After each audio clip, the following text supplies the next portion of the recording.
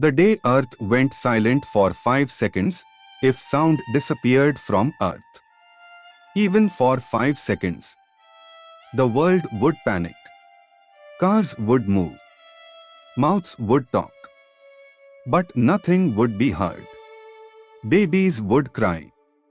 But there would be no sound. Birds would flap their wings. Explosions would still happen. Silently. Sound isn't noise. It's pressure waves. Without it, your brain loses reality. People would think they went deaf. Some would freeze. Pilots would lose orientation.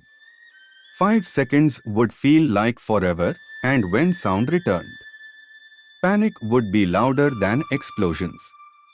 Would you survive those 5 seconds?